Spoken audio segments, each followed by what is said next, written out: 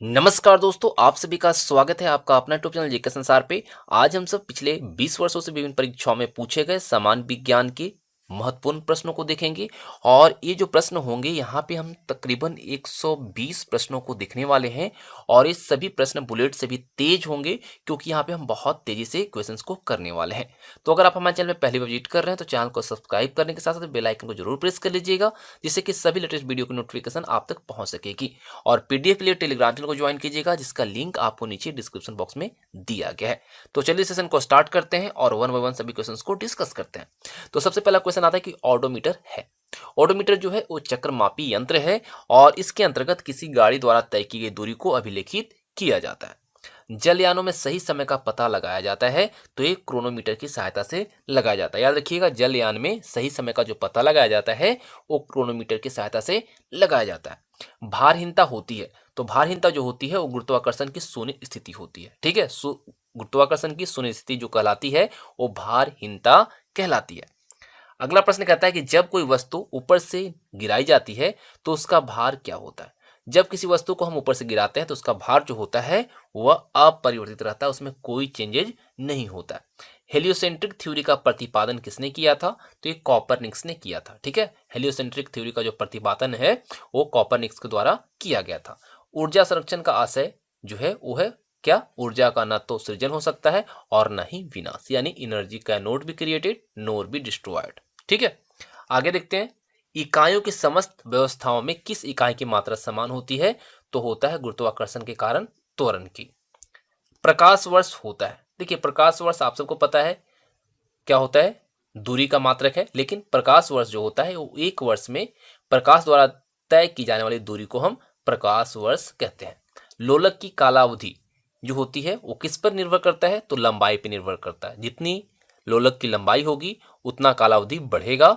ठीक है, और जितनी छोटी होगी वो घटी। अगला प्रश्न है, न्यून तापमानों के अध्ययन यानी क्रायोजेनिक्स का अनुप्रयोग होता है तो अंतरिक्ष यान और शल्यकर्म में होता है। ठीक है, याद रखिएगा इस चीज को, बहुत इंपॉर्टेंट है। अगला प्रश्न है, गुरुत्वाकर्षण शक्ति को पार करने के लिए फेंकी गई वस्तु का पलायन वेग प्रति सेकंड कितना होना चाहिए? वेरी वेरी इंपॉर्टेंट प्रश्न है। एनटीपीसी में आपको इस तरह के क्वेश्चन देखने को मिलेंगे। तो ये कितना होना चाहिए? 11.2 किलोमीटर प्रति सेकेंड, तभी आप गुरुत्वाकर्षण शक्ति को पार कर सकते हैं। समान ऊंचाई से पृथ्वी पर गिराए गए लकड़ी, मोम और लोहे के टुकड़े एक साथ पहुंचेंगे तो ये क्यों पॉसिबल हो पाएगा? कैसे हो पाएगा? तो ये होगा समान गुरुत्वाकर्षण के कारण। ठीक है, सूर्य से पृथ्वी की दूरी लगभग कितनी है? तो ये है 149 यानी 149.8 मिलियन किलोमीटर। आगे देखते हैं। अगला प्रश्न कहता है कि सूर्य और पृथ्वी के मध्य दूरी 1/4 कम हो जाए तो सबसे अधिक संभावना क्या होगी? अगर सूर्य और पृथ्वी के मध्य 1/4 जो है वह दूरी कम हो जाए तो क्या होगा? पृथ्वी जो है जलकर भस्म हो जाएगी, यानी कि खात्मा हो जाएगी। पेंडुलम घड़ी तीव्र गति से चल सकती है, वह चल सकता है शीतकाल में, यानी कि अभी के समय में। गर्मी में पेंडुलम घड़ी के लोलक की लंबाई बढ़ने से उसकी गति क्या हो जाएगी? तो कम हो जाएगी। आपको पता है कि पेंडुलम अभी देखा कि घड़ी तीव्र गति से चल सकती है तो शीतकाल में, तो गर्मी में जस्ट इसका अपोजिट हो जाएगा, यानी कि कमी आ जाएगी। ठीक है, चलिए आगे देखते हैं। बत्ती वाले स्टॉप में किरोसिन का बत्ती के ऊपर चढ़ने का जो कारण है वो क्या है? तो वह सरफेस टेंशन, यानी कि पृष्ठ तनाव।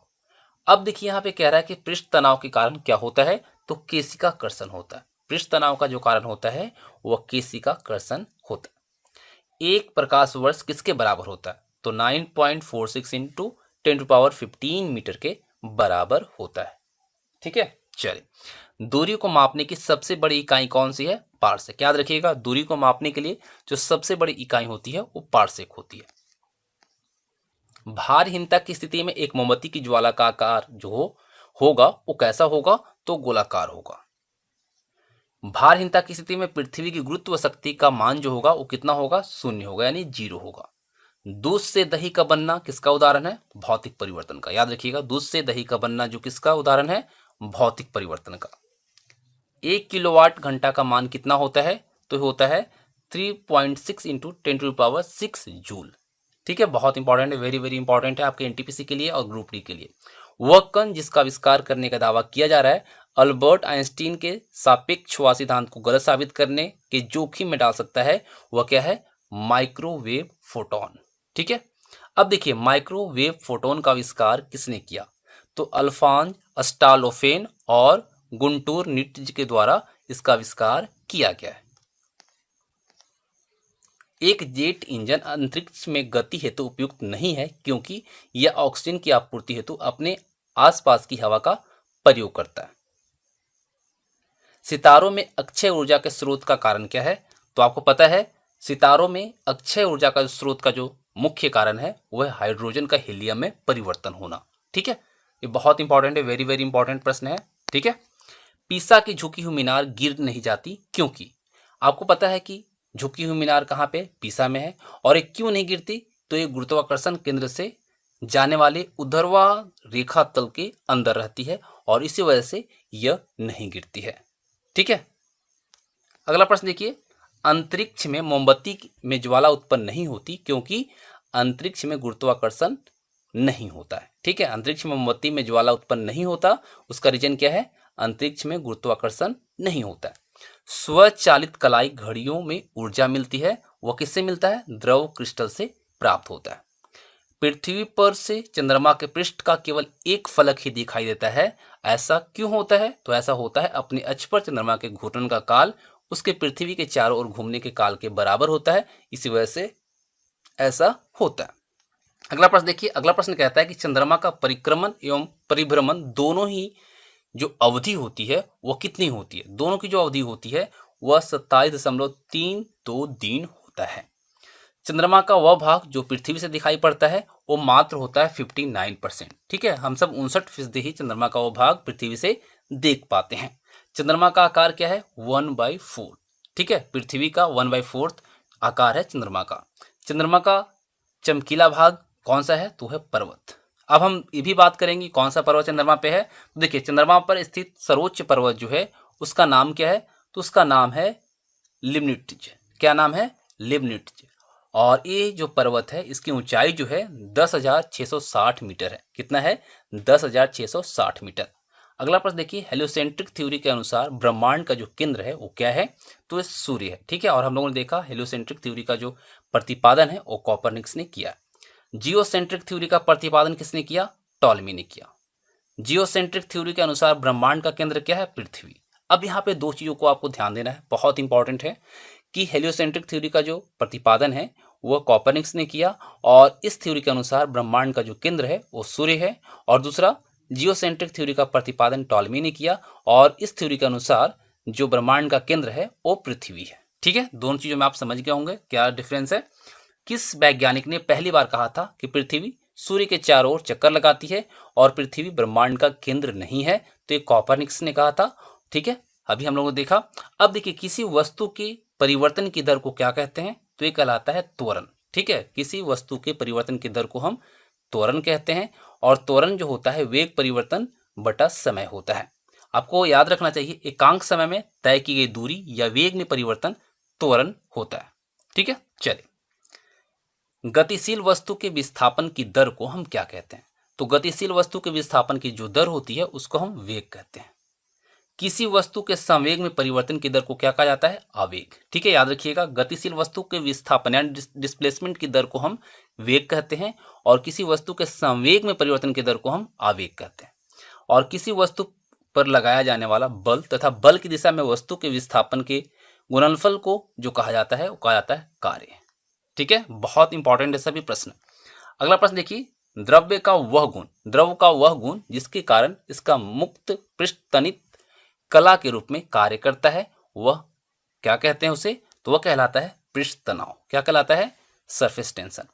किसी तारे का रंग किस पे निर्भर करता है? टेम्परेचर पे यानी कि ताप पर।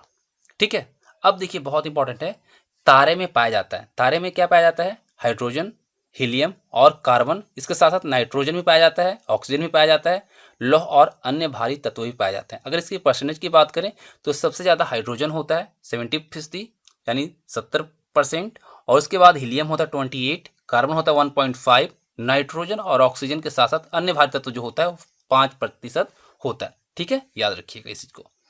अगला प्रश्न देखिए, लंबाई की न्यूनतम इकाई क्या है? तो होता है फर्मीमीटर। ठीक है, तो आपको कमेंट करके बताना है कि एक फर्मीमीटर में कितना मीटर होता है।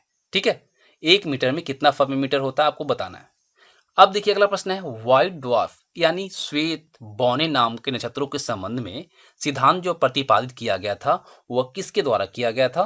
तो ये किया था डॉक्टर सुब्रमण्यम चंद्रशेखर ने। किसने किया था? डॉक्टर सुब्रमण्यम चंद्रशेखर ने।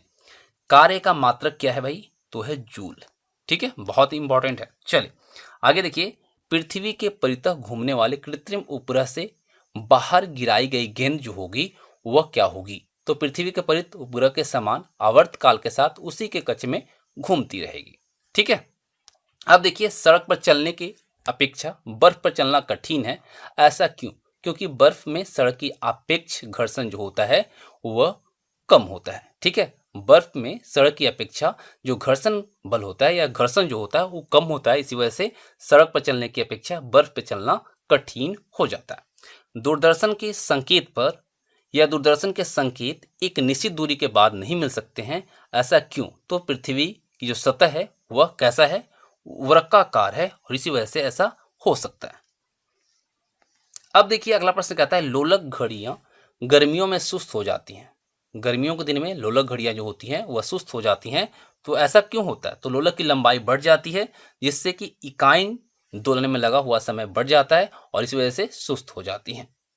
वस्तु की मात्रा बदलने पर अपरिवर्तित रहेगा, जो कि कोई चेंज नहीं होंगे। वो किस में होगा? डेंसिटी में, यानी कि घनत्व में।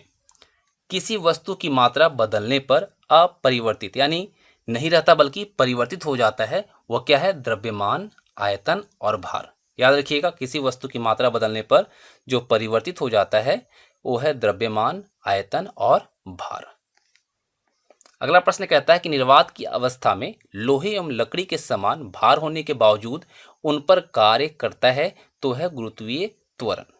ठीक है, अगला प्रश्न देखें तो हवा में लोहे और लकड़ी के समान भार की गेंद को समान ऊंचाई से गिराने पर क्या होगा? तो पृथ्वी पर दोनों एक समय गिरेगी, क्योंकि क्या है? दोनों का गुरुत्वाकर्षण सेम है।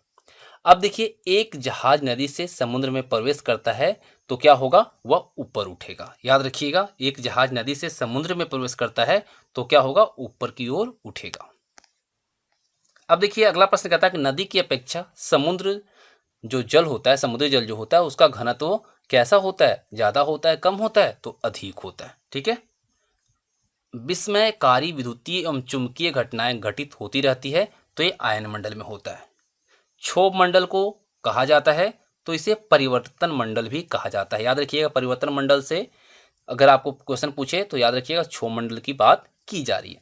ब्रह्मांड किरणों का परीक्षण किया जाता है कहाँ पे भाई? आयन मंडल में। ठीक है, वायुमंडल के सबसे निचले भाग पर पाया जाता है क्षोभ मंडल। क्या पाया जाता है? क्षोभ मंडल। सभी मौसमी घटनाएं जो घटित होती हैं वह यहीं पे होती है। कहाँ पे होती है? क्षोभ मंडल में। सूर्य जो कि स्वयं एक तारा है, इसका जीवन काल होता है 10⁻10 वर्ष। ठीक है, चल सूर्य ग्रहण के दौरान जब सूर्य एक चमकती हुई अंगूठी के रूप में दिखाई पड़ता है तो इस घटना को हम क्या कहते हैं? तो इस घटना को कहा जाता है डायमंड रिंग। ठीक है, क्या कहा जाता है? Diamond ring. अब देखिए, भारी वाहन में डीजल का प्रयोग क्यों किया जाता है? उसका रीजन क्या है? तो डीजल जो होता है पेट्रोल की अपेक्षा सस्ता होता है, जिससे कि आर्थिक बचत होती है। साथ ही साथ डीजल में उच्च क्षमता अधिक होती है। ठीक है, यही कारण है कि बड़ी जो वाहन होती है उसमें डीजल का प्रयोग किया जाता है। भूकंप के समय पृथ्वी के अंदर उत्पन्न जो होती है वह कौन सी तरंगे होती है? अश्रव्य तरंगे होती है। ठीक है, चलिए अगला प्रश्न है, जो तारा जितना अधिक चमकीला होता है उसकी उम्र उतनी ही क्या होती है? कम होती है। याद रखिएगा, जो तारा जितना अधिक चमकीला होता है उसकी उम्र उतनी ही कम होती है। ब्रह्मांड में तीव्र चमकदार तारों का जीवन काल कितना होता है? तो 10⁻6 वर्ष होता है। तारों का जीवन काल निर्भर किस पे करता है? तो इनके द्रव्यमान और चमक पर। याद रखिएगा, तारों का जीवन काल किस पर निर्भर करता है? तो उनके द्रव्यमान और चमक पर। तारों की दूरियां मापी जाती है प्रकाश वर्ष में। किसमें? प्रकाश वर्ष में। पूर्ण सूर्य ग्रहण के दौरान सूर्य को सीधे देखने से आंखों में अपरिवर्तनीय क्षति पहुंचती है, तो रेटिना का जलना सूर्य की किन किरणों के कारण होता है? तो होता है अल्ट्रावायलेट किरणों के कारण। सापेक्षता सिद्धांत तथा प्रकाश विद्युत प्रभाव के आविष्कारकर्ता कौन थे? तो ये थे आइंस्टीन। याद रखिएगा इस चीज को। चंद्रमा पर दिन और रात का तापक्रम क्रमशः कितना होता है? तो चंद्रमा पर दिन का जो तापक्रम होता है वो होता है 100 डिग्री सेल्सियस और रात में जो होता है वो होता है -180 डिग्री सेल्सियस। जब किसी पिंड को चंद्रमा से पृथ्वी पर हस्तांतरित किया जाता है तो पृथ्वी पर उसका भार जो है बढ़ जाता है और मात्रा जो रहती है वो अपरिवर्तित रहती है, यानी उसमें कोई चेंजेज नहीं होती हैं। वर्षा की बूंदें गोलाकार होती हैं, तो ये होता है सरफेस टेंशन की वजह से, पृष्ठ तनाव के कारण। ठीक है, तो आई थिंक आप लोगों को क्वेश्चंस पसंद आए होंगे और ये सभी क्वेश्चंस आपके एनटीपीसी, ग्रुप डी और सभी परीक्षाओं की दृष्टि से बहुत ही महत्वपूर्ण है, क्योंकि ये सभी प्रश्न ऑलरेडी 20 वर्षों से लगातार पूछे जा रहे हैं। तो आप इसे मिस मत कीजिएगा और पीडीएफ के लिए टेलीग्राम चैनल को जरूर ज्वाइन कीजिएगा। तो थैंक्स फॉर वॉचिंग, मिलेंगे आप सभी के साथ नेक्स्ट वीडियो में।